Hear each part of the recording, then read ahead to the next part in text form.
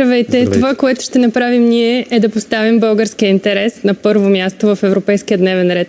Ние смятаме, че Европа има нужда от възраждане, за да се върне към корените си на една организация, създадена за икономическо сътрудничество и културен обмен.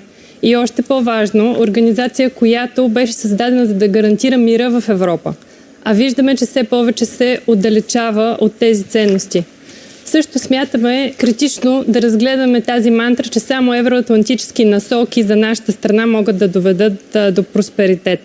И в този ред на мисли да работим за различна посока спрямо европейската политика. Ние не искаме една бюрократична машина да ни налага пактове за миграция, зелени сделки, не искаме принуди и централизация. И в една силна консервативна група в Европейския парламент ще работим за националния интерес на гражданите. Това е началото. После в свободната дискусия повече.